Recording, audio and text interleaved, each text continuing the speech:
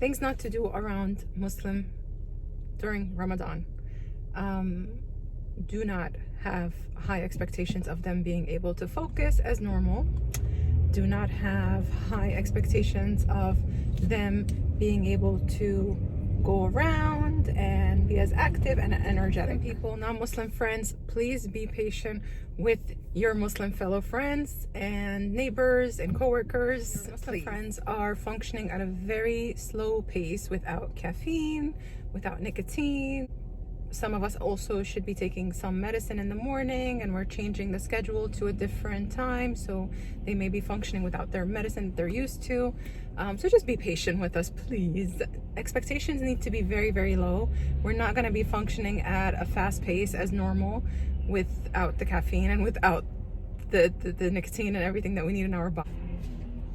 Please do understand that we are going to be different human beings, so we're not going to be as we are normally. In other words, like, we can't gossip as much. We're not going to be cussing if we used to cuss, even though of course nobody's encouraged to do that any time of the year, but especially around Ramadan we try to hold back from anything, any bad habits, any bad sins that or anything that can be considered sins that we would usually do, because we're all humans, we make mistakes. But in Ramadan we try to, you know, be the best version of ourselves. We try to bring in new habits, and most likely that involves us not, you know, cursing or gossiping or interacting with some people if we think that they might bring out the bad side or that naughty side in us.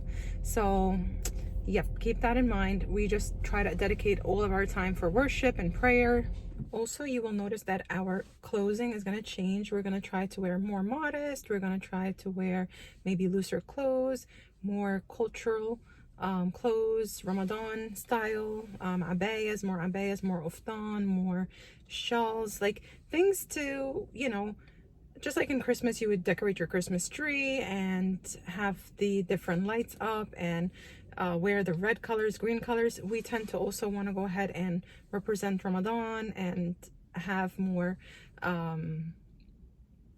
modest looks. So we're trying to move to become better people. So if we usually wear skinny jeans, we try to make it loose.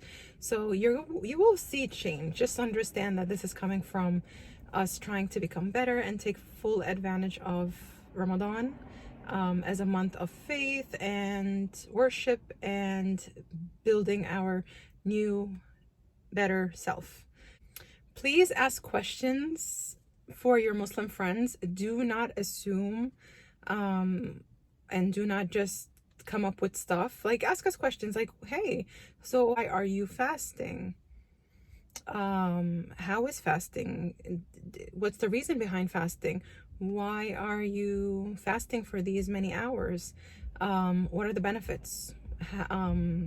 Just don't assume that we fast for 30 days straight with no food and no water. Like, that is not even possible. We would die. Okay, so I get that. Believe me, people do ask, are you going to be fasting for 30 days straight, no food, no water? No. No, please don't make that assumption. That is very unrealistic. Do not assume that we force our kids to fast. When you see young ones fasting, they actually most of the time ask to join. They understand the benefits. They are aware of the deeds that they will be receiving. They also want to take the opportunity to try it out, and if they feel ill or if they're sick, they know that they have a license to break the fast. People who are sick and need medicine or are diabetic and need insulin where they have to be injected are permitted not to fast. So females on their menstrual time are not allowed to fast. They have the time to repair their body and to relax and get spoiled. People who are diabetic or need insulin or a specific kind of medicine that they have no way around it, like say example, they need to take their medicine early in the morning, that's going to break their fast, because we do fast from dawn to sunset. They are permitted to not fast.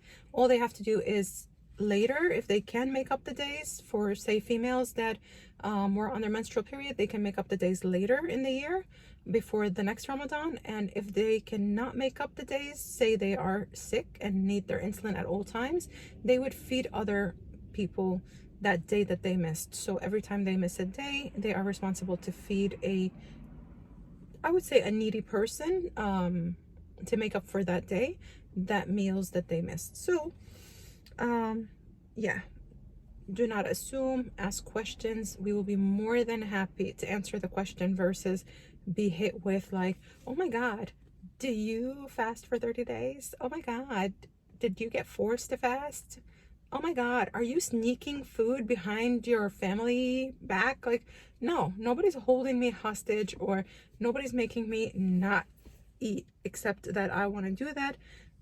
Educate yourself, people. To say though that a lot of people are aware of Ramadan, a lot of people are very respectful, a lot of people tend to walk away if they have food with them, or if they have coffee with them, they know not to approach me, they stay away. Like my coworkers, you know, they know me, they know how much I love coffee, so during Ramadan they respect that and usually do, you know, they don't try to bring anything with food or beverage around me, even though honestly at that time we are so focused on our faith and we really don't care. But it just shows the respect. Like I would do the same for them when it comes to like Christmas and Easter and everything. I respect them, I wish them well, and that's how it should be. It just be, you know, representing yourself as a human being for first and foremost, and the decency is that we all respect one another and our beliefs.